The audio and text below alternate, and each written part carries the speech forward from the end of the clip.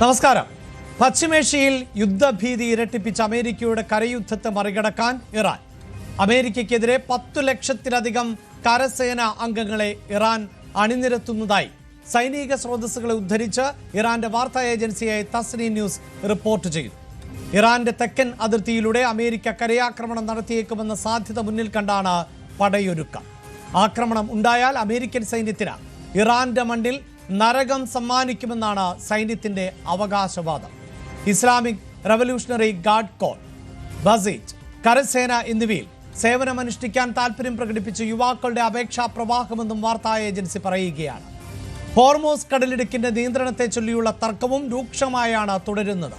America കടലിടുക്ക് തുറക്കാൻ ശ്രമിച്ചാൽ തടയുമെന്നും കടലിടുക്ക് അടച്ചു തന്നെ വയ്ക്കാൻ തങ്ങൾ പൂർണ്ണ സജ്ജമാണ് എന്നും ഇറാൻ സൈനിക വൃത്തങ്ങൾ വ്യക്തമാക്കി. അമേരിക്ക മുന്നോട്ട് വെച്ച 15 സമാധാന നിർദ്ദേശങ്ങളിൽ ഇറാൻ ഉടൻ തീരുമാനമെടുക്കണമെന്ന് ട്രംപ് ആവർത്തിച്ചു. ഇറാൻ ചർച്ചകൾക്കായി കെഞ്ചുകയാണ് എന്നും സൈനികമായി തകർന്നടിഞ്ഞു, അവർക്ക് ഇനി ഒരു തിരിച്ചുവരവിന് സാധ്യതയില്ല എന്നുമാണ് ട്രൂത്ത് സോഷ്യൽ പ്ലാറ്റ്ഫോമിലൂടെ ട്രംപിന്റെ പരിഹാസം. അതിനിടെ സംഘർഷത്തെക്കുറിച്ച് ചർച്ച ചെയ്യാൻ പ്രധാനമന്ത്രി നരേന്ദ്രമോദിയും അമേരിക്കൻ പ്രസിഡന്റ് ഡൊണാൾഡ് ട്രംപും നടത്തിയ ചർച്ചയിൽ എലോൺ മസ്കും പങ്കുചേർന്നതായി ന്യൂയോർക്ക് ടൈംസ് റിപ്പോർട്ട് ചെയ്യുകയാണ്. ഫോൺ സംഭാഷണത്തിൽ മസ്ക് പങ്കെടുത്തത് അസാധാരണ നീക്കമായാണ് വിലയിരുത്തപ്പെടുന്നത്. അമേരിക്കയ്ക്ക് നരകം ഒരുക്കുമോ ഇറാൻ എന്നാണ് പ്രൈം ഡിബേറ്റ് ചർച്ച ചെയ്യുന്നത്. എല്ലാ പ്രേക്ഷകർക്കും സ്വാഗതം.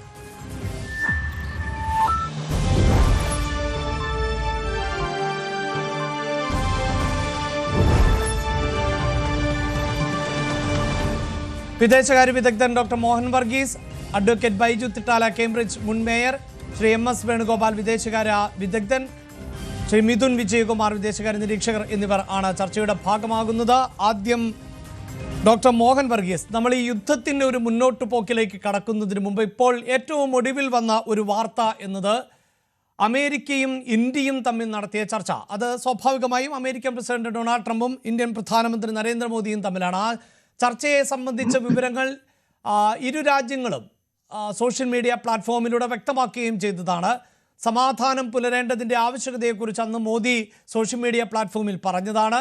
ഒപ്പം ഹോർമൂസ് കടലിടുക്ക് തുറക്കേണ്ടതിൻ്റെ ആവശ്യകതയും വ്യക്തമാക്കിയതാണ്. പക്ഷേ ആ ചർച്ചയിൽ എവിടെയെങ്കിലും ശതകോടീശ്വരനായ ഇലോൺ മസ്ക് ഭാഗമായി എന്ന തരത്തിലുള്ള സൂചനകളൊന്നും പുറത്തു വന്നിരുന്നില്ല.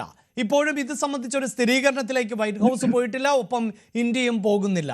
എന്തായിരിക്കാം അങ്ങനെ ഒരു സാധ്യത? എന്തുകൊണ്ട് അങ്ങനെ മസ്ക് പങ്കെടുത്തുവെങ്കിൽ അക്കാര്യങ്ങൾ പുറത്തു പറയുന്നില്ല എന്നാണ് താങ്കൾക്ക് തോന്നുന്നത്?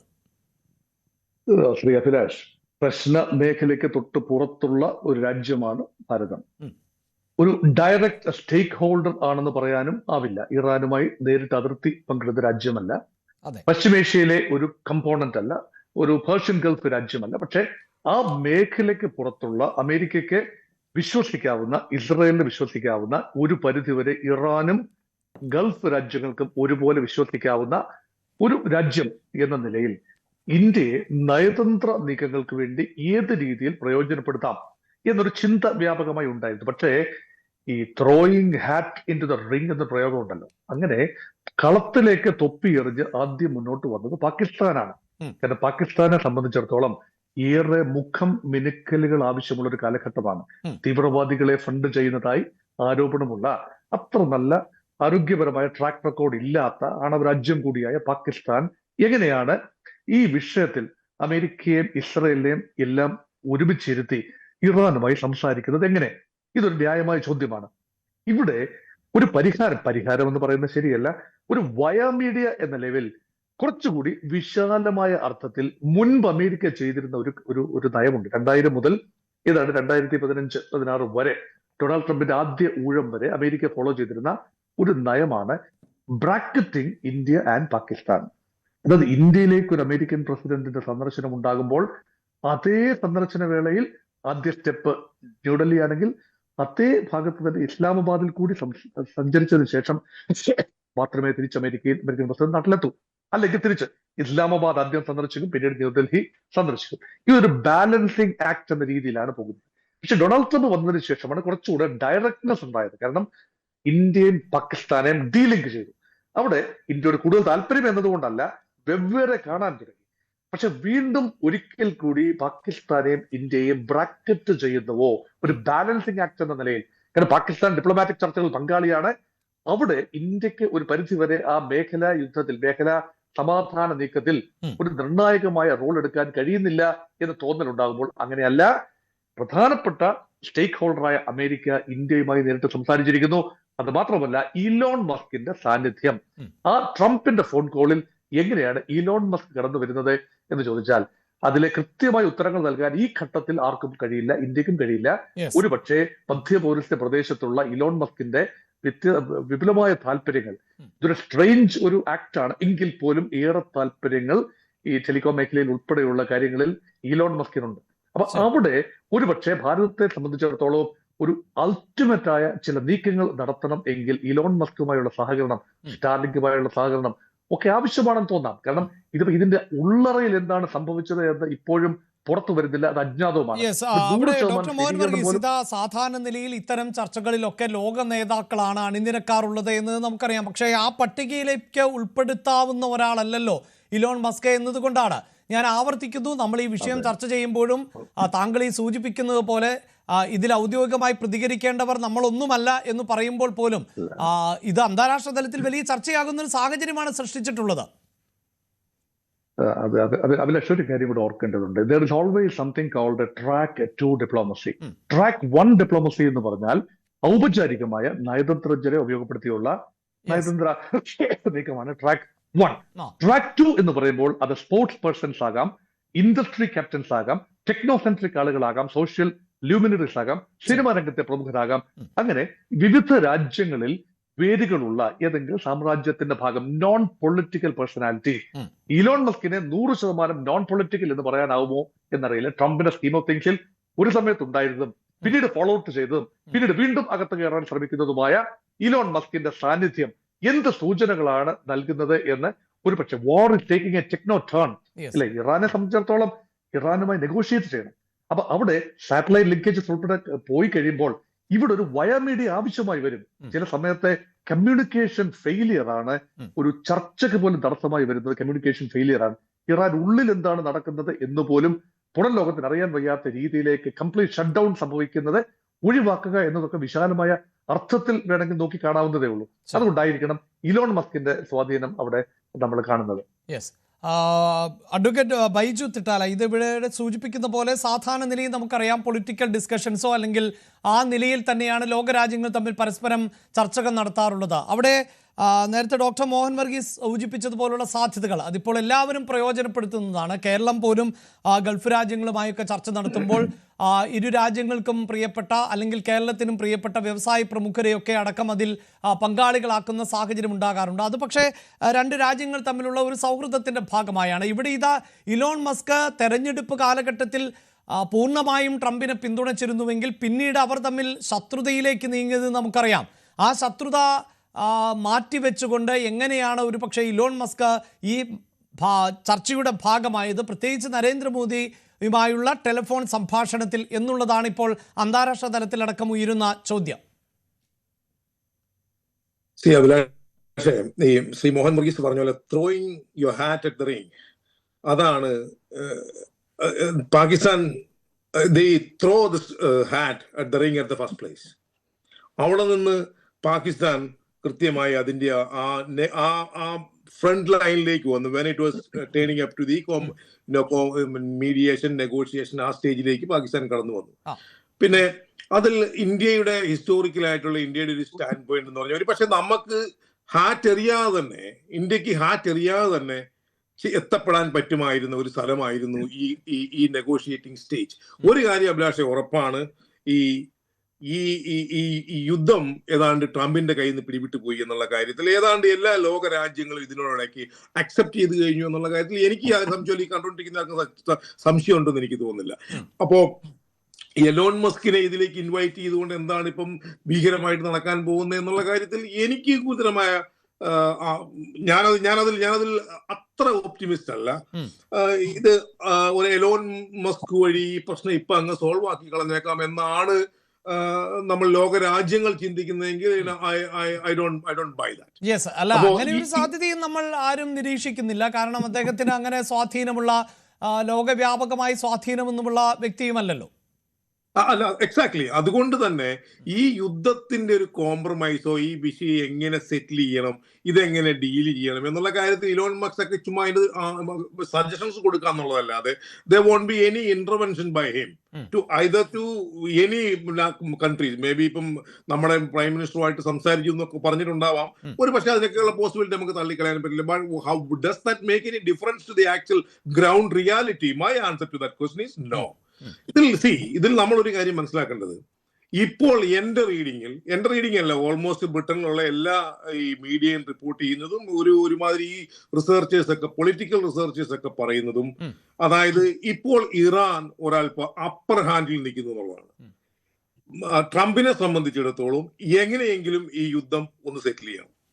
ട്രംപ് യാതൊരു പ്ലാനും ഇല്ലാതെ, അതായത് ഇതില് ഈ നെതന്യാഹു അമേരിക്കയിൽ വന്നിരിക്കുന്ന എല്ലാ പ്രസിഡന്റിനെയും എങ്ങനെയെങ്കിലും കൊണ്ട് പിടിച്ചുപിടിയിട്ട് ഒരു യുദ്ധം ചെയ്യാൻ പല ശ്രമങ്ങളും നടത്തി. അവരെല്ലാം സക്സസ്ഫുൾ ആയി. അവരൊന്നും അതിനകത്ത് പോയില്ല, ആ ട്രാപ്പിൽ വീണില്ല. മറിച്ച് ഈ സിറ്റുവേഷനിൽ ട്രംപിനെ he was bullied into the war. And Trump ഇപ്പോൾ ഫേസ് ചെയ്തുകൊണ്ടിരിക്കുന്ന ഒരു പ്രശ്നം എന്ന് പറയുന്നത് ഇതെങ്ങനെയെങ്കിലും ഒന്ന് നിർത്തും. ഇപ്പം ഇവിടെയൊക്കെ ഞങ്ങൾക്കൊക്കെ ഈ എണ്ണവിലയുടെ ഇംപ്ലിക്കേഷൻസ് ഇവിടെയൊക്കെ വരാൻ തുടങ്ങി. ഇതിങ്ങനെ കണ്ടിന്യൂ ചെയ്ത് പോവുകയാണെങ്കിൽ എവിടെ ചെന്ന് അവസാനിക്കും? അല്ല, അവിടെ അഡ്വക്കേറ്റ് ബൈജു തിട്ടാല, ഈ ആധുനിക കാലഘട്ടത്തിൽ ഒരു യുദ്ധം നടത്തുമ്പോൾ സ്വാഭാവികമായും അങ്ങനെ ഒരു കീഴടക്കൽ എന്നതൊക്കെ ഏതെങ്കിലും രാജ്യം കരുതുന്നതാണോ? എനിക്ക് തോന്നുന്നു ഇതേ ട്രംപ് തന്നെ ഈ യുദ്ധം ആരംഭിച്ച ഘട്ടത്തിൽ ഒരു മാസമൊക്കെ യുദ്ധം നീണ്ടു നിന്നേക്കാം എന്ന തരത്തിലൊക്കെ നേരത്തെ പ്രതികരിച്ചിരുന്നു. അപ്പോൾ അതിലേക്ക് എത്തുന്നു എന്നല്ലേ നമുക്കിപ്പോഴും വിലയിരുത്താൻ സാധിക്കുകയുള്ളൂ. അങ്ങനെയല്ലല്ലോ. ഇപ്പൊ റെജീം മാറ്റി തന്നേക്കാം എന്ന് പറഞ്ഞായിരുന്നല്ലോ ട്രംപ് കളത്തിലിറങ്ങിയത്. നമ്മൾ ഇന്റർനാഷണൽ വേൾഡ് ഓഫ് യുദ്ധം ഉണ്ടാകുന്നിടത്ത് നമ്മൾ കാണുന്ന ഒരു കാഴ്ചയല്ല അഭിലാഷെ കണ്ടത്. അതായത് എങ്ങനെയാണ് നമുക്ക് ഒരു രാജ്യത്തിന് മറ്റൊരു രാജ്യത്തെ അറ്റാക്ക് ചെയ്യാനുള്ള രീതി? രണ്ട് രീതിയാണ്. അതായത് ഒന്ന്, either it can be a self defense or preemptive strike. അതല്ലെങ്കിൽ ആർട്ടിക്കിൾ 42 ഇൻവോക്ക് ചെയ്തുകൊണ്ട് UN ഒരു റെസൊല്യൂഷൻ പാസ്സാക്കുകയും ആ റെസൊല്യൂഷൻ വഴി ആക്ഷൻ എടുക്കുകയാണ് ചെയ്യാറ്. അതായത് റൂൾ ബേസ്ഡ് വേൾഡ് ഓർഡർ. ആ റൂൾ ബേസ്ഡ് വേൾഡ് ഓർഡർ എന്ന് പറയുന്നത് ചരിത്രമായി പോയി. അതുകൊണ്ടാണ് ബ്രിട്ടൻ മാറുന്നത്, അതുകൊണ്ടാണ് ഇപ്പോ ഫ്രാൻസ് മാറിയത്, അതുകൊണ്ടാണ് സ്പെയിൻ മാറിയത്, അതുകൊണ്ടാണ് ഇറ്റലി മാറിയത്. ഇവരൊന്നും ഈ യുദ്ധത്തിലില്ല. അതിന്റെ കാരണം, when you cannot and you will not follow rule based order, ഇതിപ്പോ I don't like you, I'm going to bomb you, എനിക്ക് നിങ്ങളെ ഇഷ്ടമല്ല, ഞാൻ നിങ്ങളുടെ വീട്ടിൽ ബോംബിടാൻ പോവുക എന്ന് പറയുന്ന ഒരു രീതിയിൽ നമുക്കൊരു രാജ്യത്ത് we cannot survive in world. അതായത് നമ്മളെ സംബന്ധിച്ചിടത്തോളം അങ്ങനെ ഞാൻ താങ്കളുമായി ഒരു ഡിബേറ്റിലേക്ക് പോകുന്നതല്ല, എങ്കിൽ പോലും ആ രാഷ്ട്രീയ പശ്ചാത്തലവും ആ ഭൗമശാസ്ത്ര പശ്ചാത്തലവും ഒക്കെ അങ്ങനെയാണോ? ഒട്ടേറെ ചർച്ചകൾ നടന്നിരുന്നു, പലതവണ മുന്നറിയിപ്പുകൾ നൽകുന്നു. അങ്ങനെ ഒരു സാധ്യതയ്ക്ക് ഏറ്റവും ഒടുവിലായിരുന്നില്ലേ യുദ്ധത്തിലേക്ക് എത്തിയത്? അതങ്ങനെയാണെങ്കിൽ പോലും ആ യുദ്ധത്തിൽ ഫോളോ ചെയ്തിട്ടുണ്ട്. അങ്ങനെയാണെങ്കിൽ ഈ ചർച്ച നടന്നുകൊണ്ടിരിക്കുമ്പോഴാണ്, അതായത് ഈ ഏരിയ അറ്റാക്ക് ചെയ്യുന്നതിന്റെ very day before BBC report ചെയ്തത് പ്രോഗ്രസീവ് ഡിബേറ്റിലേക്ക് എത്തി എന്നുള്ളതാണ്. ഫോളോയിങ് വീക്കിൽ അതിന്റെ നെക്സ്റ്റ് സ്റ്റേജിലേക്ക് പോസിറ്റീവായ രീതിയിലേക്ക് ചർച്ച നടക്കുകയാണ് എന്നാണ് റിപ്പോർട്ട് ചെയ്തത്. ആ പോസിറ്റീവായ രീതിയിൽ ചർച്ച നിൽക്കുമ്പോൾ അവിടെ കയറി അറ്റാക്ക്, അതായത് യാതൊരു വേൾഡ് ഓർഡറും, ഒരു റൂൾ ബേസ്ഡ് ഓർഡറും ഇല്ലാതെയാണ് കയറി അറ്റാക്ക് ചെയ്യുന്നത്. ആ അറ്റാക്ക് ചെയ്യുന്നതിനെ നമുക്ക് ഒരു കാരണവശാലും ഒരു ലോകരാജ്യങ്ങളും ഇതിനെ സപ്പോർട്ട് ചെയ്തിട്ടില്ല. അറ്റാക്ക് ചെയ്തതിനെ അത് അമേരിക്കൻ അഗ്രഷനാണ് എന്ന് പറയാതെ തന്നെ എല്ലാ ലോകരാജ്യങ്ങളും പറയുന്നുണ്ട്. ഇപ്പൊ ബ്രിട്ടനിൽ ആദ്യം കൺസർവേറ്റീവ് ലീഡർ നമ്മൾ യുദ്ധത്തിൽ പങ്കെടുക്കണം എന്നാ പറഞ്ഞത്. ബ്രിട്ടൻ ഹൗസിൽ പറഞ്ഞതാണ്. The very next day she reverse. അത് കെനി ബെമണോക്ക് പറഞ്ഞത് നോ നമ്മൾ പോരുതായിരുന്നു. അപ്പോ ആ പൊളിറ്റിക്കൽ ആയുള്ള യാതൊരു നിയമങ്ങളും, അതായത് ഞാൻ പറഞ്ഞ റൂൾ ബേസ്ഡ് ഓർഡർ ഒന്നും ഫോളോ ചെയ്യാതെ യുദ്ധത്തിൽ കയറി അറ്റാക്കാണ്. ഇതിൽ നമ്മളെ സംബന്ധിച്ചിടത്തോളം എലൻ മസ്ക് നരേന്ദ്രമോദിയെ വിളിച്ചുകൊണ്ട് ഇപ്പൊ നാളെ യുദ്ധം സെറ്റിൽ ആകും എന്ന് പറയുന്നതൊക്കെ I don't know where that argument coming from. അല്ല, അങ്ങനെ ഒരു യുദ്ധം സെറ്റിൽ ചെയ്യുമെന്ന ഒരു നിരീക്ഷണവുമില്ല. അവിടെ സ്വാഭാവികമായി വരുന്നൊരു സംശയമാണ്, ഇത്തരത്തിൽ എന്തുകൊണ്ടാണ് ന്യൂയോർക്ക് ടൈംസ് റിപ്പോർട്ട് ചെയ്തത്, അല്ലെങ്കിൽ വൈറ്റ് ഹൗസും അല്ലെങ്കിൽ നമ്മുടെ രാജ്യവും ഒക്കെ ഇതിൽ കൃത്യമായി പ്രതികരിക്കേണ്ടതല്ലേ എന്നുള്ളതാണ്. ഞാൻ വേണുഗോപാൽ സാറിലേക്ക് പോകുമ്പോൾ എന്റെ ഒരു മറ്റു ചോദ്യം ഒന്നറിയോ, അതായത് നമ്മൾ ഈ 48 hours ബിഫോർ ദ ഇന്റർവെൻഷൻ അല്ലെ അറ്റാക്ക് ചെയ്യുന്നതിന് മുമ്പ് നമ്മുടെ പ്രൈം മിനിസ്റ്റർ ഈ നെതന്യാഹുവുമായുള്ള എന്തോ മീറ്റിംഗിലായിരുന്നു. അതേ രീതിയിൽ നിൽക്കുന്ന ഒരാളുമായി പെട്ടെന്ന് ഇറാൻ ഒരു ഫുൾ കോൺഫിഡൻസിൽ എടുത്തുകൊണ്ട് ഒരു മീഡിയേഷൻ നെഗോഷിയേഷൻ ചർച്ചയ്ക്ക് വരുമോ? നമ്മൾ ഇതുവരെ ഇതിനെ ലിറ്ററലി തള്ളി പറഞ്ഞിട്ടില്ല. നമ്മൾ ഇത് തെറ്റായിരുന്നു, ഇറ്റ് വാസ് അമേരിക്കൻ അഗ്രഷൻ എന്ന് നമ്മൾ പറഞ്ഞിട്ടില്ല. മറ്റെല്ലാ ലോകരാജ്യങ്ങളും പറഞ്ഞു. ഇവൻ അമേരിക്ക പോലും അമേരിക്ക അല്ല, ഇവൻ പാകിസ്ഥാൻ പോലും ഫോർ സർട്ടൺ എക്സ്റ്റെന്റ് അവരും തള്ളി പറഞ്ഞു. നമ്മൾ അത് പറഞ്ഞിട്ടില്ല. നമ്മൾ ഇപ്പോഴും ഫെൻസ് അപ്പഴല്ല ഇപ്പഴല്ല നിൽക്കുകയാണ്. അങ്ങനെ കൃത്യമായ ഒരു നിലപാട് നമ്മൾക്ക് എടുക്കാതെ നമ്മൾ ഇപ്പം മെലോൺ മസ്ക് വിളിച്ചോടനെ തന്നെ നമ്മൾ പീസ് എൻവോയി ആയിട്ട് ടോണി ബ്ലെയർ മറ്റേ മിഡിൽ ഈസ്റ്റിലേക്ക് പോയ പോലെ പീസ് എൻവോയി ആയി നമ്മൾ ചെന്നാലും നമ്മളെ എത്ര കണ്ട് വിശ്വാസത്തിൽ അതായത് for the given scenario Iran consider ചെയ്യുന്നുള്ള കാര്യം ഞാൻ താങ്കളേക്ക് വരാൻ ശ്രീ വേണുഗോപാൽ സാർ, ഇവിടെ ഇതാ ഇന്ത്യയെ സംബന്ധിച്ചിടത്തോളം ഇന്ത്യയുടെ ഇന്നലകൾ പരിശോധിച്ചാലും അങ്ങനെയൊന്നും എവിടെയും ഇന്ത്യ മീഡിയേറ്റർ റോൾ എടുത്തതായി മനസ്സിലാക്കാൻ സാധിക്കുന്നില്ല. ഈ സൂചിപ്പിക്കുന്ന പോലെ ഒരു രാജ്യത്തോടും വലിയ ശത്രുതയും അങ്ങനെ സൗഹൃദവും പുലർത്താറില്ല.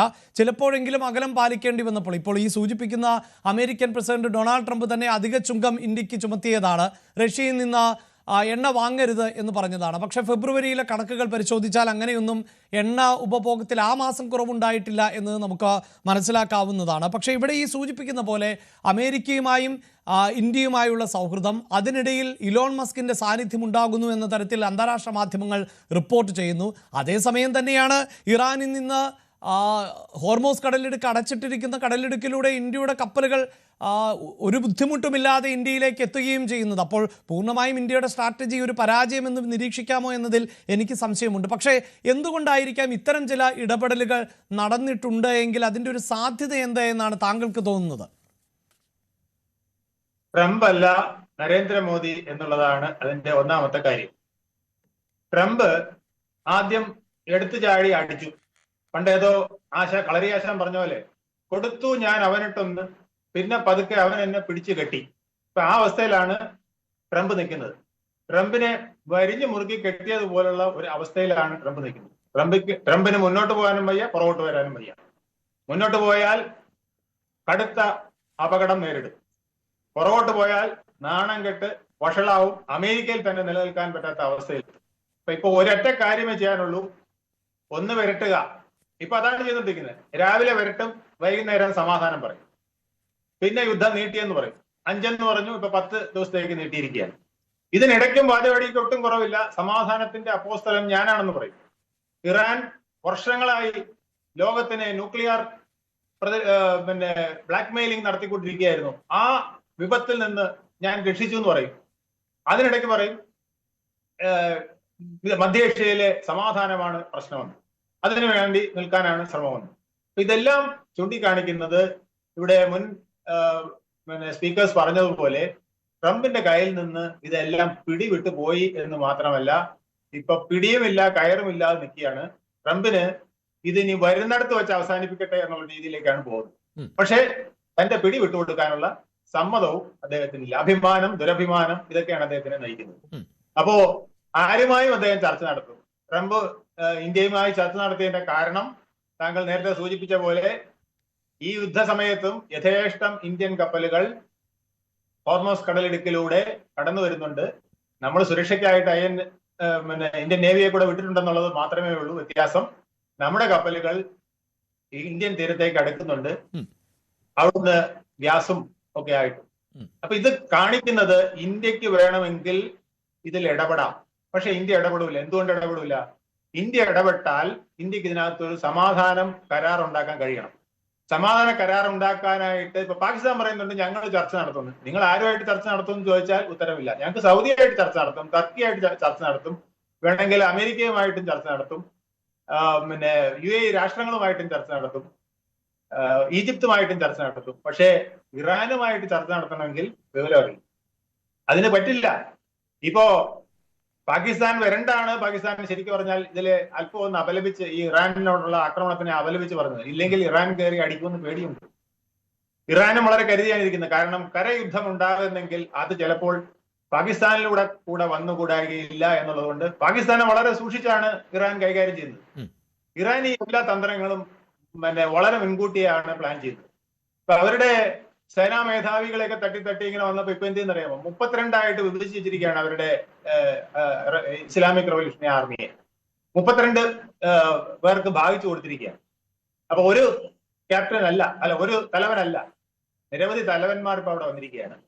അപ്പോ അവരുടേതായ രീതിയിൽ ഇറാനെ പ്രൊട്ടക്ട് ചെയ്യാനുള്ള കാര്യങ്ങൾ നടത്താമെന്നുള്ളതും ഇപ്പോൾ വന്നിരിക്കുകയാണ്. അതിനു പുറമെ 10 ലക്ഷം പേരെ ചാവേറുകളെ പോലെ റിക്രൂട്ട് ചെയ്ത് വെച്ചിട്ടുണ്ട്. ഇതൊക്കെ കൊണ്ടാണ് ട്രംപ് അത് മാത്രവുമല്ല, ഇപ്പോൾ വാർത്താ ഏജൻസി റിപ്പോർട്ട് ചെയ്യുന്നത് പ്രകാരം ഇനിയും ആളുകൾ തൽപരരായി വരുന്നു എന്നാണ് പറയുന്നത്. എന്തിനു വേണ്ടി? ചർച്ചയ്ക്കോ? അല്ല, ഈ ചാവേറുകളാകാൻ ഇത് മാത്രമല്ലോ, ഇപ്പൊ യമനിൽ നിന്ന് ഹൂത്തികൾ വന്നിരിക്കുകയല്ലേ. അത് വലിയ ഹൂതികൾ നേരിട്ട് യുദ്ധത്തിന്റെ ഭാഗമാകുന്നു. യുദ്ധത്തിന്റെ മുഖം മാറുന്നു, എക്സ്റ്റൻഷൻ വീണ്ടും നടന്നുകൊണ്ടിരിക്കുന്നു. ഇന്ന് ഇസ്രായേലിലേക്ക് ഹൂതികളുടെയൊക്കെ ഒരു ശക്തിക്ക് ഒരു പരിമിതി ഉണ്ടല്ലോ വേണുഗോപാൽ സാർ. എന്താ? ഹൂതികളുടെയൊക്കെ ഒരു ശക്തിക്ക് ഒരു പരിമിതി ഉണ്ടല്ലോ. അല്ല, പരിമിതിയുണ്ട്. പക്ഷെ ചാവേറുകൾ എന്ന് പറഞ്ഞാൽ എന്ത് ചെയ്യുന്നേ? ഇപ്പൊ നമ്മൾ ഒരുത്തമായിട്ട് അടിക്കാൻ പോവാണ്, നമുക്ക് നമ്മുടെ ശരീരം സൂക്ഷിക്കണം. അവനൊന്നും നോക്കാനില്ല. അവൻ നമ്മുടെ വിരൽ കടിച്ചു മുറിച്ചാലും നമുക്ക് പ്രശ്നമാണ്. നമുക്ക് പിന്നെ വിരൽ കാണില്ല ജീവിതത്തിൽ. അവൻ ചത്തങ്ങ് പോയിക്കോളും. അവൻ ചാവാൻ നിൽക്കുന്നവനാണ്. അവൻ നമ്മുടെ ഒരു വിരലും കൊണ്ട് പോയി. പക്ഷെ ജീവിതകാലം മുഴുവൻ പിന്നെ ചെവി തുറിയാൻ പോലും നമുക്ക് വിരൽ കാണില്ല. ഈ ഒരു അവസ്ഥയുണ്ട്. ഇതാണ് പലരെയും വിഷമത്തിലാക്കുന്നത്. പല യൂറോപ്യൻ രാഷ്ട്രങ്ങൾ പോലും ഇതിനകത്ത് കൈത് കൊടുക്കാതെ നിൽക്കുന്നത്. നാറ്റോ രാഷ്ട്രങ്ങൾക്ക് പോലും ഇത് എങ്ങനെയെങ്കിലും അവസാനിപ്പിച്ചാൽ മതി എന്നുള്ളത്. അടി കൊടുക്കുന്നത് പ്രശ്നമാകും, ഇത് ഒതുക്കി തീർക്കുന്നതാണ് നല്ലത് എന്നുള്ളതാണ്. അപ്പൊ ട്രംപിന്റെ അടവ് പലതും നടക്കാതെ പോയിരിക്കുന്നു. അത് ഇറാന്റെ മുമ്പിൽ അത്ര എളുപ്പം നടത്തിക്കൊണ്ടു പോകാൻ ബുദ്ധിമുട്ടാണെന്നുള്ളത് ഇപ്പോൾ ട്രംപിന് മനസ്സിലായി. ആ വെട്ടിൽ നിന്നും അദ്ദേഹത്തിന് ഊരാനായിട്ട് ഇലോൺ മസ്കിനെ അല്ല, ഇനി ആരെ വേണേലും അദ്ദേഹം കാണാനും മിണ്ടാനും ഒക്കെ തയ്യാറാകും. അതാണ് സാഹചര്യം എന്നാണ് പറയുന്നത്. ശ്രീ മിഥുൻ വിജയകുമാർ, താങ്കൾ അതിനോട് യോജിക്കുന്നുണ്ടോ? പ്രത്യേകിച്ച് ഇപ്പോൾ ഇതാ ഈ യുദ്ധം ആരംഭിച്ചപ്പോൾ ഈ യുദ്ധം എങ്ങനെ നടത്തണം, എങ്ങനെയാണ് അവിടെ ഒരു ഭരണമാറ്റം ഉണ്ടാകേണ്ടത്, അമേരിക്കയുടെ യഥേഷ്ടം ഭരണം നടത്തുന്ന ഒരു ഭരണമാറ്റം അവിടെ സാധ്യമാകുമെന്നൊക്കെ ട്രംപ് വീമ്പ് പറഞ്ഞതാണ്. എങ്കിൽ ഇപ്പോൾ കാര്യങ്ങൾ കൈവിട്ടു പോവുകയാണോ? ആരെയും മധ്യസ്ഥ ശ്രമത്തിന് വേണ്ടി വിളിക്കുകയും ഇടപെടിപ്പിക്കുകയും ഒക്കെ ചെയ്യുന്ന ഒരു സാഹചര്യത്തിലേക്ക് മാറുന്നുണ്ടോ? ഇറാനെക്കുറിച്ചുള്ള അമേരിക്കയുടെയും ഇസ്രായേലിൻ്റെയും നിരീക്ഷണങ്ങൾ, ഇപ്പോൾ ലോകത്തിലെ തന്നെ ഏറ്റവും വലിയ രഹസ്യ ഏജൻസികളാണ് ഇസ്രായേലിൻ്റേത് എന്നൊക്കെയാണല്ലോ അവകാശപ്പെട്ടിരുന്നത്. അപ്പോൾ അവരുടെയൊക്കെ കണക്കുകൂട്ടലുകൾക്ക് അപ്പുറത്തേക്ക് ശക്തിയുണ്ട് ഇറാന് എന്ന് ഇറാൻ തെളിയിച്ചു കൊണ്ടിരിക്കുകയാണോ?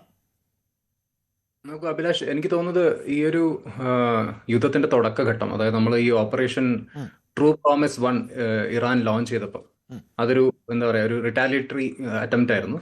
അന്ന് അത് ഭയങ്കരമായിട്ട് അവർക്ക് ഇന്റർസെപ്റ്റ് ചെയ്യാനും ഒരു എന്താ പറയുക, ഒരു സിംബോളിക് വിക്ടറി അവിടെ കിട്ടിയിരുന്നു. കാരണം ഇറാൻ അയച്ച എല്ലാ മിസൈൽസും ഇന്റർസെപ്റ്റ് ചെയ്തു, അതൊന്നും ഫലിച്ചില്ല എന്ന രീതിയിൽ വലിയ രീതിയിലുള്ള കോൺഫിഡൻസ് ആണ് ഈ പറഞ്ഞ പോലെ ഇസ്രായേലിനും US-നും ഒക്കെ കിട്ടിയത്.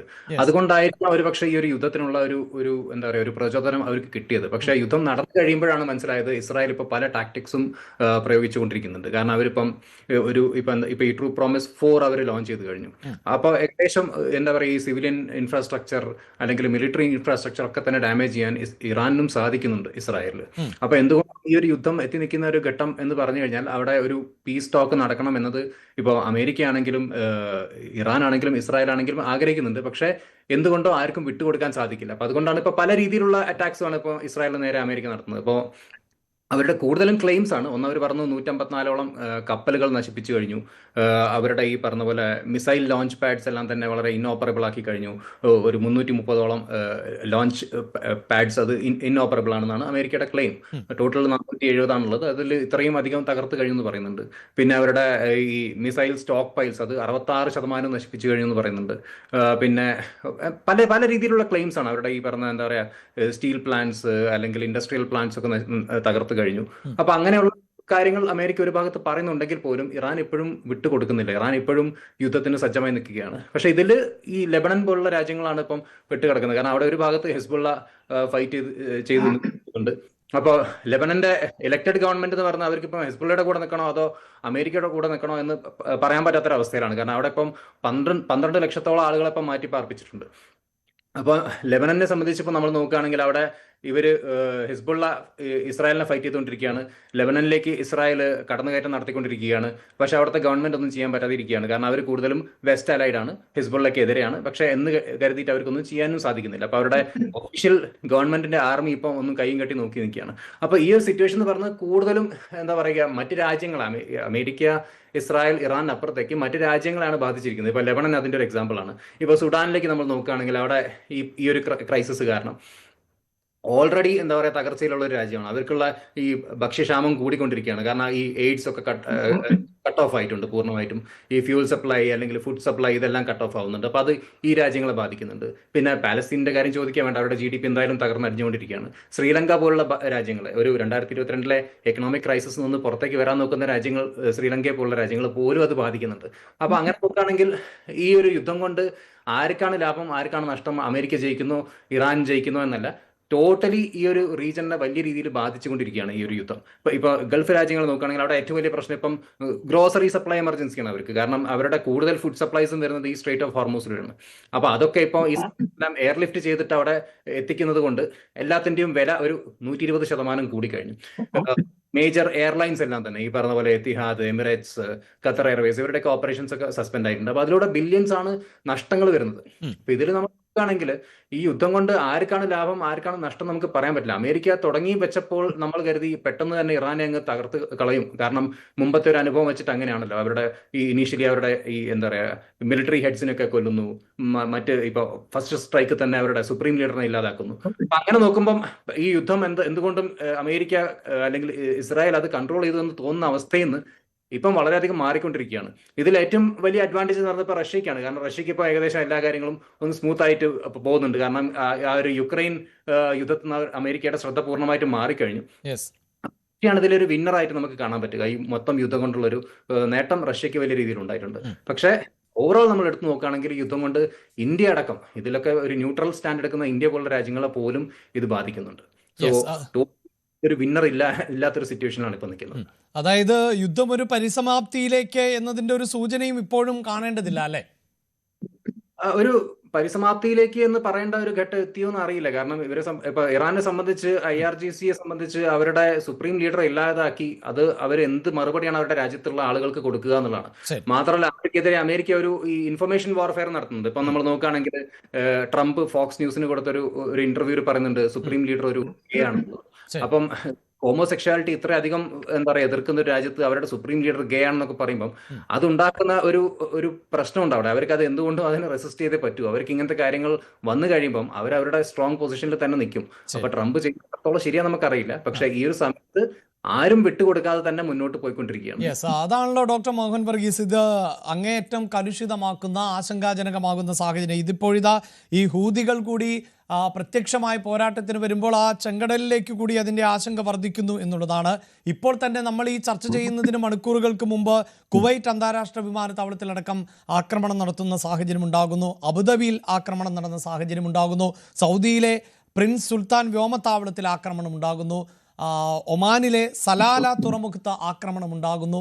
ഇതാണൊരു സാഹചര്യം എന്നതാണ് അതിൻ്റെ തുടക്കം എന്നത്. ഒരു പക്ഷേ ഈ വാക്ക് പാഴ്വാക്കായി ട്രംപിൻ്റേത് എന്നതാണ്. കാരണം യുദ്ധത്തിന് ഒരു ഇടവേള നൽകിയിരുന്നു. അതിനിടയിലാണ് വീണ്ടും ഇറാനിലെ യുറേനിയം സമ്പുഷ്ടീകരണ പ്ലാന്റിന് നേരെ ആക്രമണം ഉണ്ടായത്. ഇറാൻ എക്കാലത്തും പറഞ്ഞിരുന്ന ഒരു കാര്യമുണ്ട്, തങ്ങൾ ആക്രമിക്കപ്പെട്ടാൽ ഇതൊരു മേഖലാ യുദ്ധമായി, എല്ലാ അർത്ഥത്തിലും മേഖലാ യുദ്ധമായി പരിണമിക്കും. അത് അക്ഷരാർത്ഥത്തിൽ നിറവേറ്റപ്പെടുന്ന ഒരു കാഴ്ചയാണ്. അത് അഭിലഷണീയമായ കാര്യമല്ല, സ്വാഗതാർഹമായ കാര്യമല്ല, പക്ഷേ അത് സംഭവിക്കുന്നു. അതുകൊണ്ടാണ് 4ാമത്തെ പ്രാവശ്യമാണ് യുദ്ധം തുടങ്ങിയതാണ്. 1 മാസം പിന്നിട്ടിരിക്കുന്നു. കുവൈറ്റ് അന്താരാഷ്ട്ര വിമാനത്താവളം 4ാം തവണയാണ് ആക്രമണ വിധേയമാകുന്നത്. അബുദാബി, ദുബായ് വിമാനത്താവളങ്ങൾ പല ആവർത്തി ആക്രമണ വിധേയമായിരിക്കുന്നു. ഈ ഖത്തർ എത്രയോ തവണയാണ് ഹിറ്റ് ചെയ്തിരിക്കുന്നത്. എന്തിന്? ഇറാനോട് ലേശം ചേർന്ന് നിൽക്കുന്ന രാജ്യം കൂടിയായ സോഫ്റ്റ് കോർണറുള്ള ഒമാൻ പോലും, ഒമാന്റെ പോർട്ടുകൾ പോലും ഈ കഴിഞ്ഞ രാത്രിയിലും ആക്രമണ വിധേയമായിരിക്കുന്നു. അപ്പൊ അങ്ങനെ വരുമ്പോൾ ഏതെല്ലാം രീതിയിൽ എസ്കലേറ്റ് ചെയ്യാമോ അതെല്ലാം തന്നെ പരിഗണിച്ചുകൊണ്ടിരിക്കുകയാണ് ഇറാൻ. അവിടെ മാത്രമല്ല 2 ചോക്ക് പോയിന്റുകളാണ് മധ്യ പൗരസ്ത്യ പ്രദേശത്തെ. ശ്രീ അഭിലാഷ്, 2 പ്രധാനപ്പെട്ട ഷോക്കിംഗ് പോയിന്റ്സ് ഉണ്ട്. അതിലൊന്നാണ് നമ്മളേറെ സംസാരിക്കുന്ന ഈ പിന്നെ ചെങ്കടലിലേക്ക്, അതായത് പേർഷ്യൻ ഗൾഫിലേക്കുള്ള പ്രവേശന കവാടമായ ഹോർമൂസ് കടലിടുക്ക്, അത് തീർച്ചയായും ഇറാന്റെ ഒരു ബാക്ക് യാർഡ് തന്നെയാണ്. അവിടെ ഇറാന് ചരിത്രപരമായി ഒരു മേധാവിത്വം ഉണ്ടായിരുന്നു. When other things remain equal, അവിടെ കൂടെ കപ്പലുകൾ പോകുന്നതിന് കുഴപ്പമില്ല. പക്ഷെ ഏതെങ്കിലും രീതിയിൽ ഇറാൻ പ്രൊവോക്ഡ് ആണെങ്കിൽ മാസങ്ങളോ വർഷങ്ങളോ നീണ്ടു നിൽക്കുന്ന വലിയ രീതിയിലുള്ള അസ്ഥിരത അവിടെ സമ്മാനിക്കാൻ ഇറാന് കഴിയും. കാരണം ഇറാന്റെ ജിയോഗ്രഫി അങ്ങനെയാണ്. ഏതാണ്ട് 1000-ലധികം കിലോമീറ്റർ നീണ്ടു നിൽക്കുന്ന ആ തീരപ്രദേശത്ത്, ഹോർമൂസ് കടലിടുക്കിന് ചുറ്റും തന്നെ ഏതാണ്ട് സാഗ്രോസ് മൗണ്ടൻ റേഞ്ചസ് തന്നെ 1900-ഓളം കിലോമീറ്റർ നീണ്ടു കിടക്കുകയാണ് ഇറാന്റെ തെക്കൻ തീരം.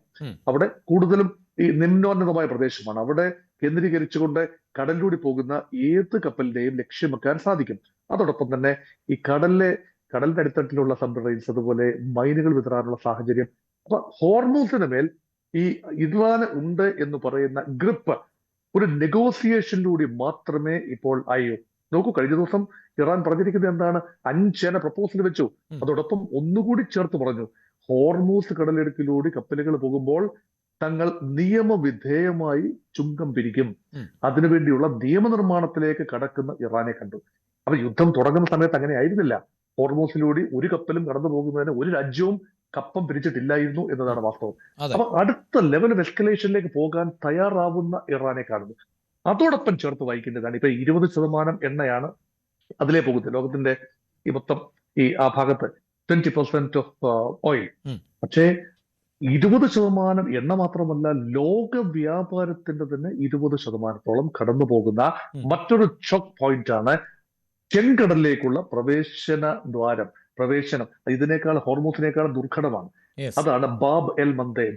ബാബ് എൽ മന്ദേബ് പ്രദേശം, അതിന് തൊട്ട് വടക്ക് കിഴക്ക് പ്രദേശം നിയന്ത്രിക്കുന്നത് ഹൂതികളാണ്. ഇറാനുമായി ചേർന്ന് നിൽക്കുന്ന മിലീഷ്യകളാണ്. ഷിയ മിലീഷ്യകളായ ഹൂതികൾ ആ ഭാഗത്തുണ്ടാക്കുന്ന ഒരു ജെരുക്കം, അത് പരമ്പരാഗതമായി അങ്ങനെയായിരുന്നു. കാരണം കഴിഞ്ഞ യുദ്ധസമയത്തും ഈ രണ്ട് യുദ്ധങ്ങൾ നടന്നല്ലോ. അപ്പൊ ആ സമയത്തൊക്കെ തന്നെ ഇസ്രായേലിനെതിരെ ആക്രമണം നടത്തുന്ന ഹൂതികൾ ഇത്രയും ദൂരേക്ക് മിസൈലുകൾ അയച്ചുകൊണ്ട് ആക്രമണം നടത്തുന്നു. അതുപോലെ തന്നെ അമേരിക്കൻ താല്പര്യമുള്ള, ഇസ്രായേൽ താല്പര്യമുള്ള കപ്പലുകളെ ആക്രമിക്കുന്നു. അവിടെ അസ്ഥിരമായി കഴിഞ്ഞാൽ ഹൂതികളുടെ വലിയ ശക്തി ഉണ്ട് എന്ന് പറയാനാവില്ല. പക്ഷെ പൂർണ്ണമായി ഹൂതികളെ ഡിസ്കൗണ്ട് ചെയ്യാനും ആവില്ല.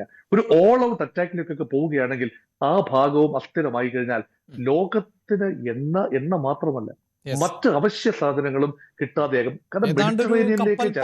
അല്ലെങ്കിൽ എണ്ണക്കടത്ത് പാത പൂർണ്ണമായും തടസ്സപ്പെടുന്ന സാഹചര്യമാവും സൃഷ്ടിക്കുക അല്ലെ? തീർച്ചയായും പൂർണ്ണമായി എണ്ണക്കടത്ത് എന്ന് പറഞ്ഞാൽ പേർഷ്യൻ ഗൾഫിൽ നിന്നും എണ്ണ കൊണ്ടുപോകാനേ പറ്റാത്ത അവസ്ഥ, പേർഷ്യൻ ഗൾഫിലേക്ക് അവശ്യ വസ്തുക്കൾ കൊണ്ടുപോകാനാവാത്ത അവസ്ഥ. ഇപ്പം സൗദി അറേബ്യ ഏറെ ആശ്വസിക്കുന്നുണ്ട്. കാരണം അതിന്റെ ചെങ്കടൽ തീരത്തെ പോർട്ടുകൾ താരതമ്യേന സുരക്ഷിതമാണ്. സൗദി അറേബ്യയുടെ പേർഷ്യൻ ഗൾഫ് മേഖലയിലെ പോർട്ടുകൾക്കാണ് ബുദ്ധിമുട്ട്. അതേസമയം ഖത്തറിനും ബഹ്റൈനും കുവൈറ്റിനും ഇറാഖിനും ഒക്കെ വേറെ വഴിയില്ല. പേർഷ്യൻ ഗൾഫ് വഴി, ഹോർമൂസ് കടലിടുക്ക് വഴി മാത്രമേ എണ്ണ പുറത്തെത്തിക്കാനാവൂ, അവശ്യ വസ്തുക്കൾ അകത്തേക്ക് വരൂ. പക്ഷെ സൗദി അറേബ്യക്ക് മറ്റ് ഓപ്ഷൻസ് ഉണ്ട്, UAEക്കും ചില ഓപ്ഷൻസ് ഉണ്ട്, ഒമാൻ ഓപ്ഷൻ ഉണ്ട്. പക്ഷെ ഈ രാജ്യങ്ങൾ ഉൾപ്പെടെ ചോക്ഡ് ആകും ഇങ്ങനെ ഒരു സാഹചര്യം ഉണ്ടായി.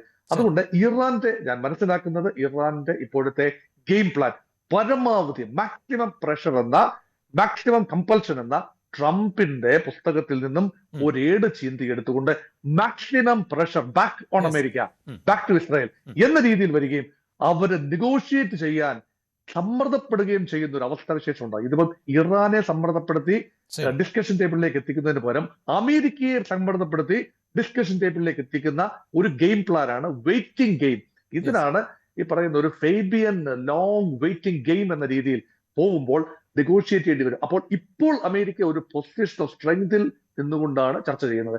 പക്ഷെ നാളുകളിൽ ഏറെ ശവശരീരങ്ങൾ തിരിച്ച് അമേരിക്കയിലേക്ക് എത്തുമ്പോൾ പൊസിഷൻ ഓഫ് സ്ട്രെങ്ത് എന്നുള്ള നിലയിലല്ല, ഒരു ന്യൂട്രൽ പൊസിഷനിൽ നിന്നുകൊണ്ട് കുറച്ചുകൂടി ഇഫക്റ്റീവായി ഇറാന് നെഗോഷിയേറ്റ് ചെയ്യാൻ കഴിയും എന്ന ഒരു അൾട്ടിമേറ്റ് ഗെയിം പ്ലാൻ ഒരു ഇറാൻ കാണും. അതുകൊണ്ടാണ് വ്യാപിക്കുന്നെങ്കിൽ മാക്സിമം വ്യാപിക്കട്ടെ എന്ന ഇറാന്റെ ചിന്ത അതിൽ നിന്നാണ് ഉടലെടുക്കുന്നത്. തീർച്ചയായും ആ ഒരു പ്രഷർ ഗൾഫ് മേഖലയെ വലിയ തോതിൽ ഇപ്പോഴും പ്രതിസന്ധിയിലാക്കുകയല്ലേ അഡ്വക്കേറ്റ് ബൈജു തിട്ടാല? ഇതാ ഈ സൂചിപ്പിക്കുന്ന പോലെ ആക്രമണത്തിന്റെ സ്വഭാവം നമ്മൾ കണ്ടതാണ്. അതുമാത്രവുമല്ല, ഇറാൻ പ്രസിഡന്റ് പെസഷ്കിയാന്റെ ഏറ്റവും പുതിയ പ്രതികരണം വന്നിട്ടുള്ളത് ഞങ്ങൾ ഗൾഫ് മേഖലയെ ആക്രമിക്കാൻ ആഗ്രഹിക്കുന്നില്ല, മറിച്ച് നിങ്ങളുടെ ഭൂമി അതിനുവേണ്ടി വിട്ടു നൽകിയാൽ അവിടം തരിപ്പണമാക്കുക തന്നെ ചെയ്യും ഞങ്ങൾ എന്നുള്ളതാണ്.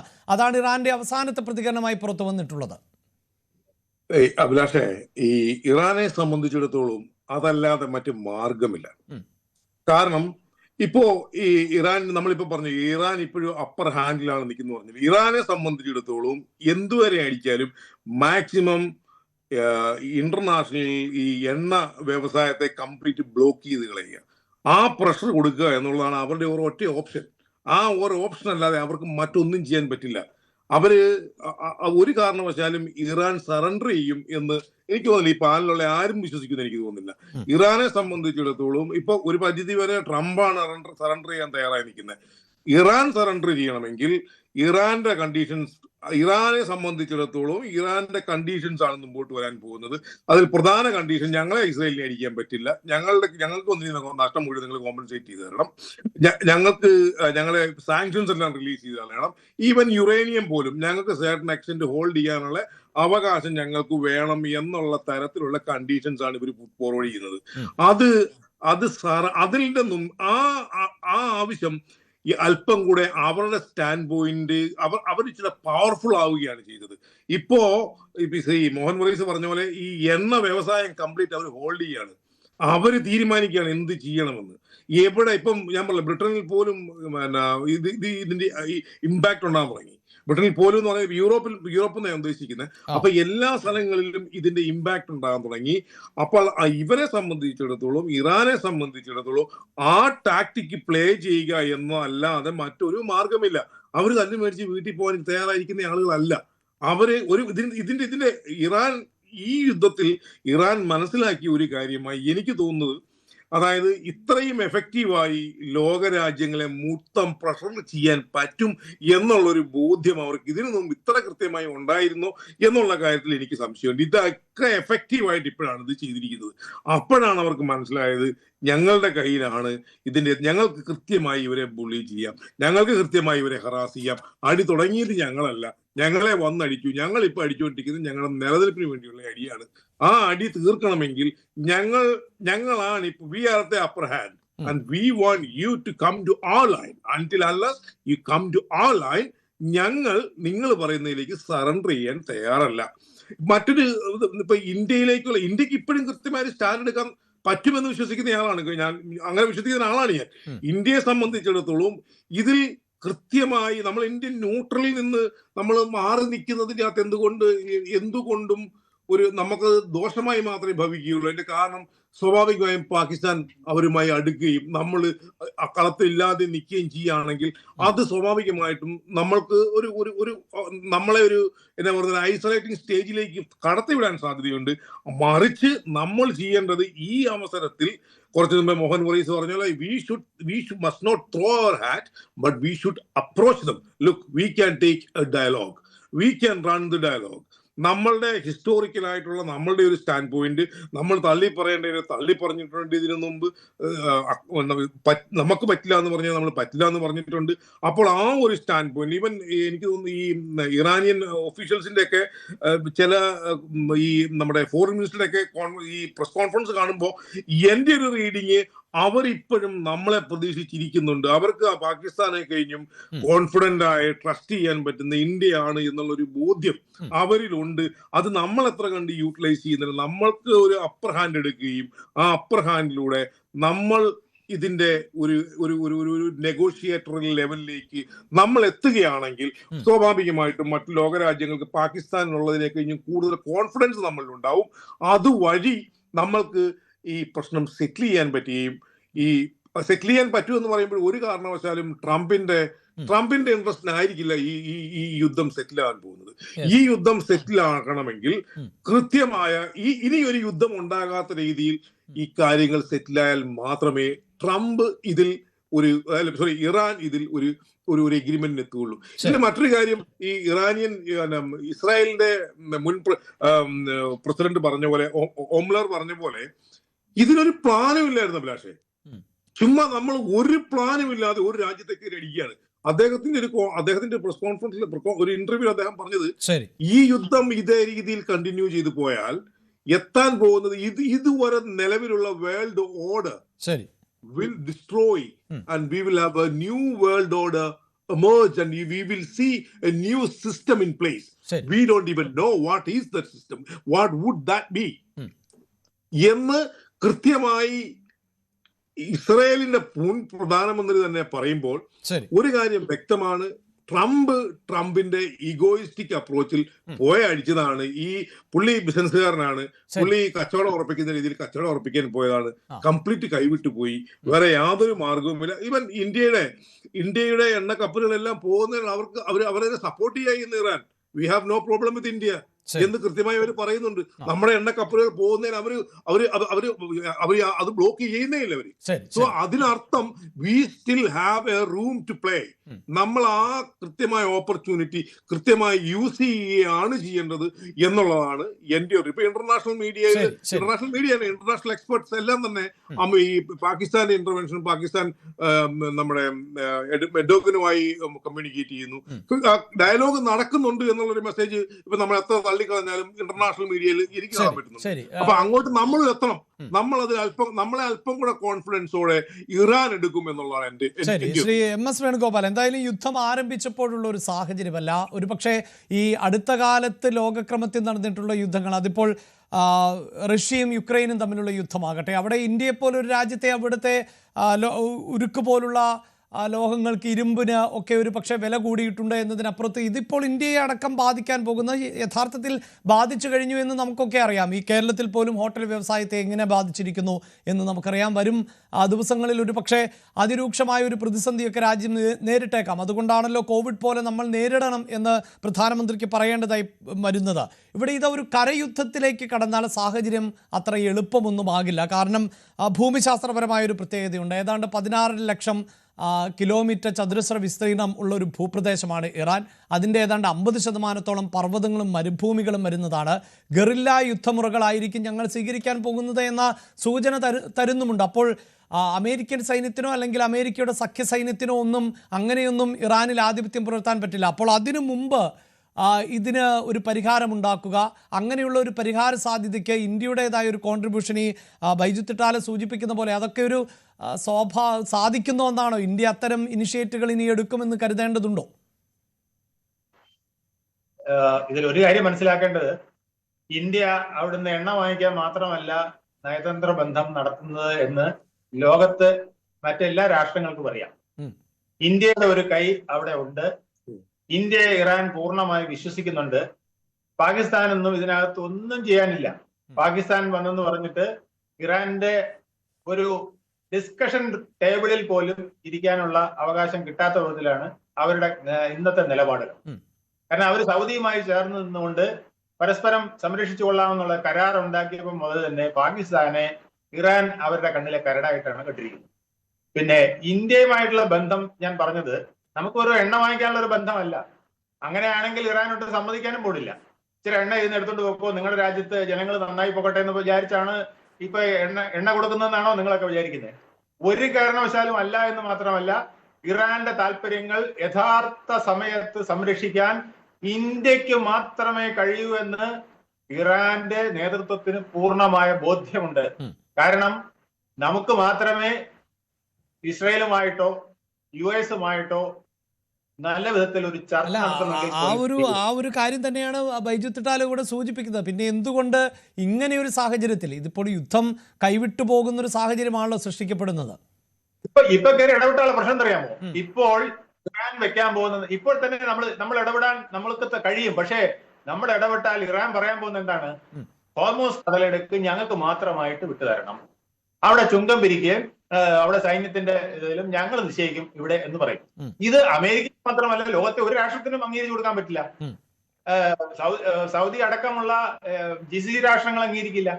അപ്പൊ നമ്മള് കരാറിന് പോയിട്ട് നമ്മൾ വിട്ടിലാവൂലേ? അപ്പൊ ഇത് ഒന്ന് പാകപ്പെടാനുണ്ട്. പാകപ്പെടുമ്പോൾ ഇന്ത്യക്ക് പൂർണ്ണമായിട്ട് അതിനകത്ത് ഇടപെടാൻ കഴിയും.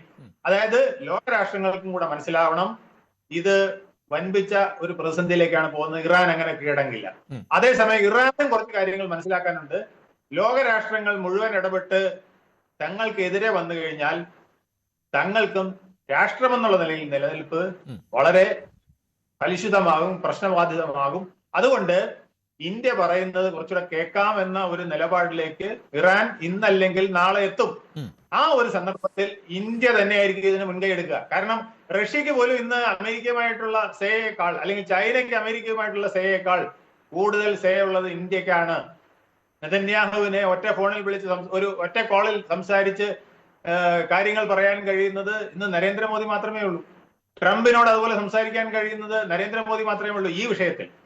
അത് റഷ്യക്കും കഴിയില്ല, ചൈനയ്ക്കും കഴിയില്ല. മറ്റു രാഷ്ട്രങ്ങൾക്ക് കഴിയുമെങ്കിലും അവർക്ക് ഇറാന്റെ മനസ്സിനെ ഉൾക്കൊള്ളാനും കഴിയില്ല. ഇപ്പൊ ഇന്ത്യക്കും ചൈനയ്ക്കും റഷ്യക്കും വേണമെങ്കിൽ ബ്രസീലിനുമാണ് ഇതിനകത്ത് ഇറാന്റെ മനസ്സും കൂടെ ഉൾക്കൊള്ളാൻ കഴിയുന്നത്. അപ്പൊ ഇറാന്റെ മനസ്സ് ഉൾക്കൊള്ളാൻ കഴിയുന്ന ഇന്ത്യ, നെതന്യാഹുവിന്റെയും ട്രംപിന്റെയും മനസ്സ് ഉൾക്കൊള്ളാൻ കഴിയുന്ന ഇന്ത്യ, ആ ഇന്ത്യക്ക് മാത്രമേ ഇതിൽ ഒരു അൾട്ടിമേറ്റ് റിസൾട്ട് ഉണ്ടാക്കുന്ന നയതന്ത്ര ബന്ധവും ഇതിനകത്തൊരു എഗ്രിമെന്റ് ഉണ്ടാക്കാൻ കഴിയും. അവിടെയാണ് ഇന്ത്യയുടെ വിജയം. അപ്പൊ ഇന്ത്യക്ക് എണ്ണ തരുന്നത് വെറുതെ ഇന്ത്യയിലെ കുറെ പാവങ്ങൾ ഇവിടെ കിടപ്പുണ്ട്, അവർക്ക് കഞ്ഞി വെക്കാനായിട്ട് കുറച്ച് ഗ്യാസ് കൊടുത്തേക്കാമെന്ന് വിചാരിച്ചല്ല. അതാരും തെറ്റിദ്ധരിക്കേണ്ട. നിർണായക നിമിഷത്തിൽ ഇറാന് വേണ്ടി ഇന്ത്യ ഒരു മധ്യസ്ഥതയിൽ ഇടപെടും. അതവർക്ക് നല്ല ബോധ്യമുണ്ട്. അതാണ് ഇതിനകത്തെ ഏറ്റവും പ്രധാനപ്പെട്ട വിഷയം. അങ്ങനെ വരുമ്പോൾ ഇന്ത്യയുടെ പ്രസക്തി ഈ വാറിൽ ഫുൾ സ്റ്റോപ്പ് ഇടുന്നതിന് വേണ്ടിയുള്ള ഏറ്റവും ആദ്യത്തെ നടപടി ഇന്ത്യയുടേതായിരിക്കും. അതിൽ അല്പം കൂടെ നീങ്ങുമ്പോഴേക്കും, ഇപ്പൊ തന്നെ റെഡിയാണ്, അല്പം കൂടെ നീങ്ങിയാൽ ട്രംപും സമ്മതിക്കും, നെതന്യാഹുവും സമ്മതിക്കും. അങ്ങനെയാണോ ശ്രീ മിഥുൻ വിജയകുമാർ താങ്കളുടെ ഒരു പ്രതീക്ഷ? നമുക്കറിയാമല്ലോ, ഈ യുദ്ധം ആരംഭിച്ചപ്പോൾ ആദ്യമായി ഒരു കപ്പൽ ആക്രമിക്കപ്പെട്ടത് ഇന്ത്യയിൽ സംയുക്ത സൈനികാഭ്യാസത്തിന് വന്ന ഒരു കപ്പലായിരുന്നു.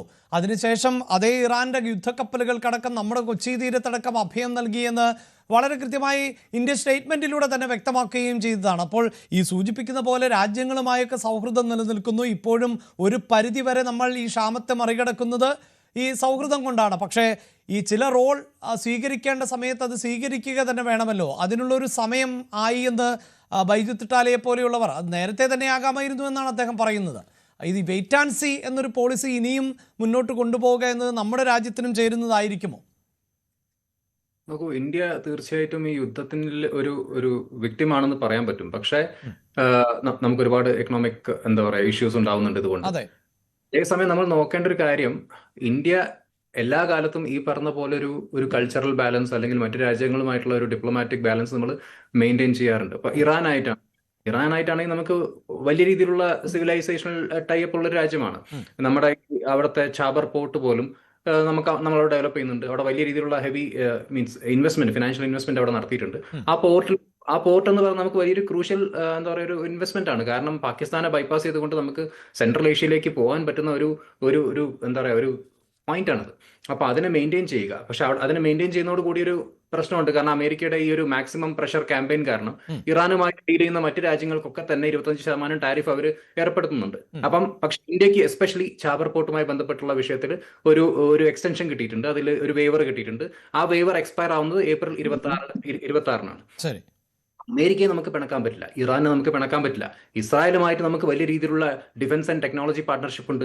ഈ ഫെബ്രുവരിയിലാണ് നമ്മൾ 16ഓളം പാക്സ് സൈൻ ചെയ്തിട്ടുണ്ട്. അപ്പൊ സെമി കണ്ടക്ടർ അല്ലെങ്കിൽ ഈ ഫ്രീ ട്രേഡ് അഗ്രിമെന്റ് അങ്ങനെയുള്ള കാര്യം. അപ്പൊ ഈ 3 രാജ്യങ്ങളെയും പിണക്കാതെ വേണം നമുക്ക് ഈ കാര്യം ഡീൽ ചെയ്യുക.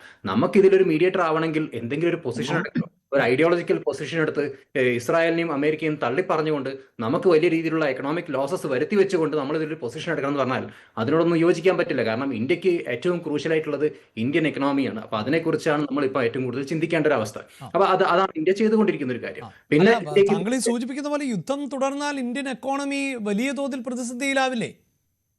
തീർച്ചയായിട്ടും അത് മറ്റൊരു വിഷയമാണ്. അവിടെ ഇന്ത്യ കയറിയിട്ട് ഞങ്ങൾ പൂർണ്ണമായും തള്ളി പറയുന്നു എന്ന് പറഞ്ഞു കഴിഞ്ഞാൽ നമുക്ക് മറ്റു രീതിയിലുള്ള ഇവരുടെ മാക്സിമം പ്രഷർ ക്യാമ്പയിന്റെ അങ്ങനെ ഏതെങ്കിലും ഒരു വിഭാഗത്തെ തള്ളി പറയുക എന്ന സൊല്യൂഷൻ അല്ല എനിക്ക് തോന്നുന്നു ബൈജു ഇട്ടാലെ അടക്കം അല്ലെങ്കിൽ വേണുഗോപാൽ സാറൊക്കെ മുന്നോട്ട് വെച്ചത്. തീർച്ചയായിട്ടും ഇന്ത്യക്ക് ഇതിലൊരു ലെവറേജ് എടുക്കാൻ പറ്റും. ഇന്ത്യക്ക് തീർച്ചയായിട്ടും ഇതിലൊരു മീഡിയേറ്റർ ആയിട്ട് സംസാരിക്കാൻ പറ്റും. കാരണം ഇന്ത്യക്ക് തന്നെയാണ് ഈ പറഞ്ഞ എല്ലാ രാജ്യങ്ങളെയും ഒരു ബാലൻസ് നിന്നുകൊണ്ട് സംസാരിക്കാൻ പറ്റുന്ന ഇപ്പൊ ഇസ്രായേൽ ആണെങ്കിലും ഇപ്പൊ ഇറാൻ ആണെങ്കിലും ഒക്കെ തന്നെ ഇന്ത്യയോട് ഓക്കെ ആയിരിക്കും സംസാരിക്കാൻ.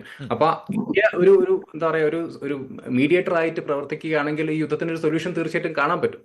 And yes, of course Indian എക്കണോമിയെ പൂർണ്ണമായിട്ടും ബാധിച്ചിട്ടുണ്ട്. കാരണം നമുക്ക് നമ്മുടെ LPGയുടെ സിറ്റുവേഷൻ തന്നെ എടുത്ത് നോക്കുകയാണെങ്കിൽ നമുക്ക് 31 മില്യൺ മെട്രിക് ടൺസ് ആണ് ആനുവലി ആവശ്യമുള്ളത്. ഡൊമസ്റ്റിക് പ്രൊഡക്ഷൻ എന്ന് പറഞ്ഞത് വെറും 40%. നമുക്ക് കൂടുതലും 60% നമ്മൾ ഡിപ്പെൻഡ് ചെയ്യാണ് ഇമ്പോർട്ട്സിനെ. ആ ഇമ്പോർട്ട്സ് ഒക്കെ ബാധിച്ചു കഴിഞ്ഞാൽ നമുക്ക് വലിയ രീതിയിലുള്ള ഇഷ്യൂസ് ഉണ്ട്. ഇപ്പൊ തന്നെ ഈ ഫില്ലിംഗ് സ്ട്രാറ്റജി, അതായത് 14.2 kg സിലിണ്ടറിൽ ഇപ്പൊ 10 kg ആണ് ഇപ്പം ഫില്ല് ചെയ്യുന്നത്. അപ്പൊ അങ്ങനത്തെ ഒരു എന്താ പറയാ ഒരു വെട്ടിച്ചുരുക്കലിലേക്ക് നമ്മൾ പോയിക്കൊണ്ടിരിക്കുകയാണ്. അല്ല, അത് അങ്ങനെ പോകില്ല എന്ന നിലയിൽ കേന്ദ്ര സർക്കാർ അറിയിച്ചിരുന്നില്ലേ? അങ്ങനെ 10 kg വന്നിട്ടുണ്ടോ? അല്ല, അങ്ങനെ കേൾക്കുന്നുണ്ട്. ഞാൻ പല റിപ്പോർട്ട്സും വായിക്കുകയാണ്. അപ്പൊ അങ്ങനെ എനിക്ക് തോന്നുന്നു പെട്രോളിയം മന്ത്രാലയം അത് നിരസിച്ചിരുന്നു എന്ന് തോന്നുന്നു. ഓക്കെ. സോ അങ്ങനെയുള്ള മീൻസ് നമ്മളിപ്പോ എന്താ പറയുക, ഒരു ഓൾട്ടർനേറ്റീവ് എനർജി പ്ലാൻ ആണ് നമ്മൾ കണ്ടുകൊണ്ടിരിക്കുന്നത്. തീർച്ചയായിട്ടും നമ്മുടെ എന്താ പറയുക, ഈ റഷ്യൻ ക്രൂഡ് ഓയിൽ ഇമ്പോർട്ട്സ് നമ്മൾ കൂട്ടിയിട്ടുണ്ട്. പിന്നെ നമ്മൾ കൂടുതൽ ഡൈവേഴ്സിഫൈ ചെയ്തിട്ടുണ്ട്. ഇപ്പൊ പണ്ട് 29 രാജ്യങ്ങളാണ്, ഇപ്പൊ നമ്മൾ 40ഓളം രാജ്യങ്ങളിൽ നിന്ന് ഇമ്പോർട്ട് ചെയ്യുന്നുണ്ട്. അപ്പൊ അങ്ങനെയൊക്കെ നോക്കുകയാണെങ്കിൽ നമുക്കൊരു ഓൾട്ടർനേറ്റീവ് പ്ലാൻ തീർച്ചയായിട്ടും ഉണ്ട്. പക്ഷേ ഈ ഒരു സാഹചര്യത്തിൽ എന്താ പറയുക, നമുക്കൊരു മീഡിയേറ്ററായി നിൽക്കാൻ പറ്റുമെന്ന് വെച്ചാൽ തീർച്ചയായിട്ടും ഇന്ത്യക്ക് മാത്രമേ ഒരു മീഡിയേറ്ററായി നിൽക്കാൻ പറ്റുള്ളൂ. പക്ഷേ അമേരിക്കയും ഇസ്രായേലിനെയും തള്ളി പറയാതെ തന്നെ നമുക്കത് ചെയ്യാൻ പറ്റുമെന്നാണ് ഞാൻ മനസ്സിലാക്കുന്നത്. റൈറ്റ്. എന്തായാലും ആ സാധ്യതയാണ് നമ്മൾ ചർച്ച അവസാനിപ്പിക്കുമ്പോൾ ഡോക്ടർ മോഹൻ വർഗീസ്, ഇത് യുദ്ധം എന്നത് നമ്മുടെ അടുക്കളയിലും എങ്ങനെ ബാധിച്ചു തുടങ്ങിയെന്ന് നമ്മൾ അറിഞ്ഞു തുടങ്ങിയിട്ട് ദിവസങ്ങളായി. അവിടെയാണ് അത് കൂടുതൽ വ്യാപിച്ചാലുണ്ടാകുന്ന സാഹചര്യം. ഇപ്പോൾ ഈ സൂചിപ്പിക്കുന്ന പോലെ ഇലോൺ മസ്ക് ആകട്ടെ, അല്ലെങ്കിൽ ആരുമായിക്കൊള്ളട്ടെ, ഈ ചർച്ചയിലേക്ക് വരുമ്പോൾ അത് എന്തിനു വന്നു, എന്തായിരുന്നു റോൾ എന്ന ചോദ്യമൊക്കെ ഉയരുമ്പോഴും ഒരു പരിഹാരം എന്നതാണല്ലോ അനിവാര്യം. അവിടെയാണ് ഇനിയിപ്പോൾ കരയുദ്ധത്തിലേക്കൊക്കെ പോയാൽ കാര്യങ്ങൾ ഒരിക്കലും സുഗമമാവില്ല എന്ന് ഒരുപക്ഷെ അമേരിക്കയും തിരിച്ചറിയുന്നുണ്ടാകാം. ഇതിനിടയിൽ അമേരിക്കയ്ക്കും ഇസ്രായേലിനും തമ്മിൽ അഭിപ്രായ ഭിന്നതകളുണ്ടോ യുദ്ധത്തിൻ്റെ മുന്നോട്ട് പോക്കുമായി ബന്ധപ്പെട്ട എന്ന സംശയങ്ങൾ ഉണ്ടാകുന്നു.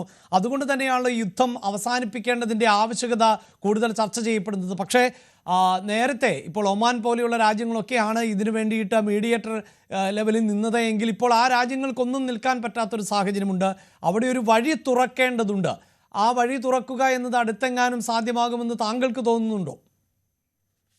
വഴി തുറക്കേണ്ട ആവശ്യമുണ്ട് എന്ന കാര്യത്തിൽ ഒരു ജനറൽ ധാരണയുണ്ട്. പക്ഷെ ആ വഴി തുറക്കാൻ ഉള്ള ഒരു സാഹചര്യം ഒരുക്കുക എന്നതല്ലാതെ നേരിട്ട് മധ്യസ്ഥ ശ്രമങ്ങൾ നടത്താൻ ഇന്ത്യയുടെ വിദേശ നയം അനുവദിക്കുന്നില്ല. കാരണം ഇന്ത്യയുടെ വിദേശ നയത്തിന്റെ അടിസ്ഥാന ശില എന്ന് പറയുന്നത് ബൈലാറ്ററലിസമാണ്. ഉഭയകക്ഷി ചർച്ചകളിലൂടെ പ്രശ്ന പരിഹാരങ്ങൾ ഉണ്ടാവണം. തേർഡ് പാർട്ടി മീഡിയേഷൻ ഉണ്ടാവരുത്. അത് കാശ്മീർ വിഷയത്തിലാകട്ടെ, മറ്റേത് അന്താരാഷ്ട്ര വിഷയത്തിലാകട്ടെ, രണ്ട് കക്ഷികൾ നേരിട്ട് ചർച്ച ചെയ്ത് പരിഹരിക്കണം എന്നതാണ്. അതുകൊണ്ട് ഇന്ത്യ ഒരിക്കലും മധ്യസ്ഥത വഹിക്കില്ല. പക്ഷേ അതിനുള്ള സാഹചര്യങ്ങൾ ഒരുക്കാൻ ഇന്ത്യയുടെ നയതന്ത്ര നീക്കങ്ങൾ കഴിയും. നേരത്തെ എല്ലാവരും സൂചിപ്പിച്ചതുപോലെ എല്ലാ രാജ്യങ്ങളുമായും, ഇറാനുമായും ഇസ്രയേലുമായും അമേരിക്കയുമായും GCC രാജ്യങ്ങളുമായും ഒരുപോലെ സംസാരിക്കാൻ കഴിയുന്ന ഇന്നത്തെ നിലയിൽ ഏകരാജ്യം ഇന്ത്യ ആയതുകൊണ്ട് തീർച്ചയായും സാഹചര്യങ്ങൾ ഒരുക്കി കൊണ്ടുവരാൻ ഇന്ത്യ കഴിയും. ഇന്ത്യക്ക് അത് പ്രയോജനകരവുമായിരിക്കും. കാരണം അതിന് India is A beneficiary also. അതുകൊണ്ട് ഇന്ത്യയുടെ റോള് ലോകരാജ്യങ്ങൾ തീർച്ചയായും വെൽക്കം ചെയ്യും. പക്ഷെ അത് മധ്യസ്ഥന്റെ റോളായിരിക്കില്ല, വഴിയൊരുക്കുന്ന റോളായിരിക്കും. റൈറ്റ്. എന്തായാലും ചർച്ചയ്ക്ക് സമയം അവസാനിക്കുകയാണ്. ഇവിടെ സൂചിപ്പിക്കേണ്ടത് ഏറ്റവും ഒടുവിൽ പുറത്തു വന്ന വാർത്ത, പ്രത്യേകിച്ച് ഇന്ത്യയും അമേരിക്കയും തമ്മിൽ നടത്തിയ ചർച്ചയിൽ ഡൊണാൾഡ് ട്രംപും പ്രധാനമന്ത്രി നരേന്ദ്രമോദിയും തമ്മിൽ ചർച്ച നടത്തുമ്പോൾ അതിൽ ഇലോൺ മസ്കും ഉണ്ടായിരുന്നു. മസ്ക് ഒരു പരിധിവരെയെങ്കിലും അമേരിക്കൻ പ്രസിഡന്റിന്റെ ശത്രുപക്ഷത്ത് നിൽക്കുന്ന ആളാണ്. അപ്പോൾ അങ്ങനെയുള്ള ഒരു സാധ്യത അത് ശുഭകരമായാണോ, അതിനപ്പുറത്ത് എന്തായിരുന്നു റോൾ എന്നൊക്കെ അന്താരാഷ്ട്ര മാധ്യമങ്ങൾ ചോദ്യമുന്നയിക്കുമ്പോഴും ആ ശുഭകരമായ സാധ്യതയുണ്ട് എങ്കിൽ അതിനെ ഇന്ത്യയും പ്രയോജനപ്പെടുത്തണമെന്ന അന്താരാഷ്ട്ര തലത്തിലുള്ള നിരീക്ഷണങ്ങളും ഇപ്പോൾ പുറത്തു വരുന്ന പശ്ചാത്തലത്തിൽ ആണ് കരയുദ്ധത്തിന് മുമ്പ് ഈ യുദ്ധത്തിന് അവസാനിപ്പിക്കുവാനുള്ള വഴികൾ തുറക്കേണ്ടതുണ്ട് എന്ന് പൊതുവായ അഭിപ്രായം ഉയരുന്നത്. എന്തായാലും കരയുദ്ധത്തിലേക്ക് കടന്നാൽ അത് അമേരിക്കയ്ക്ക് നരകം ഒരുക്കും എന്നാണ് ഇറാൻ പറഞ്ഞിട്ടുള്ളത്. അങ്ങനെയാകുമോ സാഹചര്യം എന്ന ചോദ്യത്തിന് ഏതാണ്ട് 27,000-ഓളം ആളുകളാണ് ഓൺലൈൻ വഴി ഇതിനോടകം വോട്ട് ചെയ്തിട്ടുള്ളത്. അതിൽ 78% പേരും പറയുന്നത് നരകമൊരുക്കാൻ ഇറാന് സാധിക്കും. അതായത് അമേരിക്കയെ കരയുദ്ധത്തിൽ ഇല്ലാതെയാക്കുക, അല്ലെങ്കിൽ അമേരിക്കയ്ക്ക് അവിടെ സൈന്യത്തിന് ഒന്നും ചെയ്യാൻ പറ്റില്ല, അവരെ തീർത്ത് കളയുന്ന ഒരു സമീപനം ഇറാന് സ്വീകരിക്കാൻ പറ്റുമെന്ന് 78% പ്രേക്ഷകരും വിശ്വസിക്കുകയാണ്. 18% പ്രേക്ഷകർക്ക് മാത്രമാണ് അമേരിക്കയ്ക്ക് കരയുദ്ധത്തിൽ മേൽക്കൈ നേടാൻ സാധിക്കുമെന്ന് അഭിപ്രായപ്പെടുന്നുള്ളൂ. 4% പ്രേക്ഷകർ നിഷ്പക്ഷമായ നിലപാടും സ്വീകരിക്കുകയാണ്. പ്രൈം ഡിബേറ്റ് പൂർണ്ണമാകുന്നു. നമസ്കാരം.